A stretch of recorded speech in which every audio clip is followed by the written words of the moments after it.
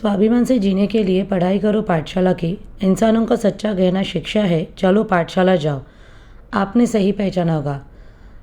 आज मैं आपसे ऐसे एक स्त्री के बारे में बात करने आई हूँ। आज उसी स्त्री की वजह से आप हम जैसे सारी औरतें या स्त्री, सारी लड़कियाँ पढ़ रही है, लिख रही है, कुछ बनकर दुनिया के सामने डटकर खड़ी है। आज हम बात करेंगे सावित्रीबाई फुले के बारे में। नमस्कार, मैं शिल्पा और आप सबका सोनचराई हिंदी न्यूज़ चैनल में स्वागत करती हूँ। आज 10 मार्च भारत की प्रथम शिक्षिका और महान समाज सुधारक सावित्रीबाई फुले इनकी पुण्यतिथि। सावित्रीबाई फुले इनका जन्म 3 जनवरी 1831 में एक मराठी परिवार में हुआ था। सावित्रीबाई फुले वे लक्ष्मी और खंदोजी नेवासे पाटिल इनकी सबसे बड़ी बेटी थी। वे माली समाज के थे। लगभग 9-10 साल की उम्र में ही सावित्रीबाई का विवाह 1840 में ज्योतिबा फुले के साथ हुआ था। सावित्रीबाई फुले और ज्योतिबा फुले इनकी अपनी कोई संतान नहीं थी, इसलिए उन्होंने यशवंत को ब्राह्मण विधवा से गोद लिया था। सावित्रीबाई फुले भारत के पहले बालिका विद्यालय की पहली प्रिंसिपल और पहले किसान स्कूल की संस्थापक थी। ज्योतिबा फुले जो सावित्रीबाई के पति थे, वही उनके संरक्षक, गुरु और समर्थक भी थे।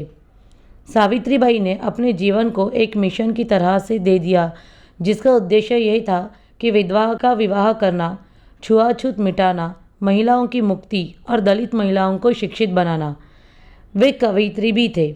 उन्हें मराठी में आदि कवयित्री के रूप में भी जाना जाता था। वे हमेशा मजबूती के साथ समाज के सामने खड़ी रही।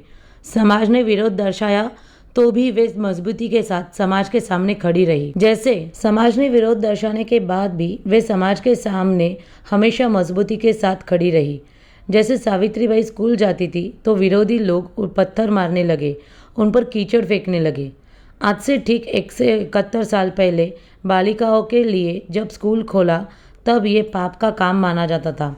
सावित्रीबाई ने हर बिरादरी और धर्म के लिए काम किया। सावित्रीबाई कन्याओं को पढ़ाने के लिए जाते थे, तब समाज में रहने वाले लोग उन पर गंदगी, कीचड़, गोबर, विष्ठा तक फेंकने लगे थे। फिर भी सावित्रीबाई हारी नहीं। वे डटकर खड़ी रही और अपना कार्य करती रही।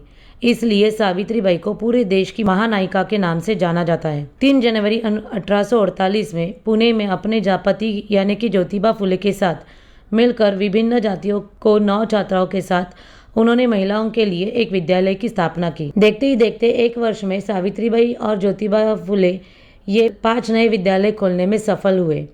तत्कालीन सरकार ने इन्हें सम्मानित भी किया।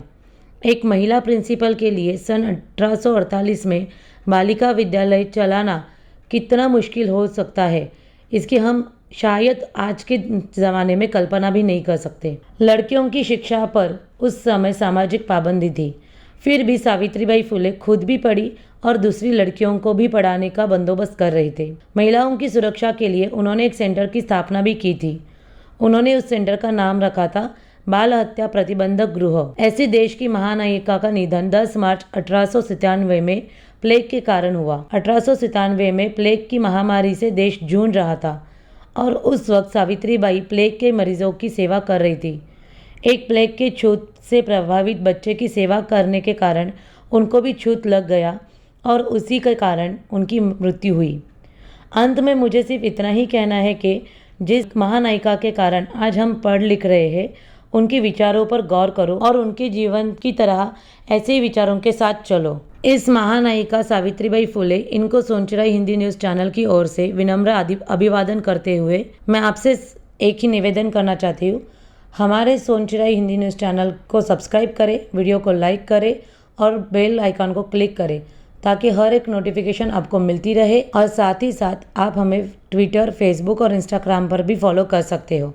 धन्यवाद।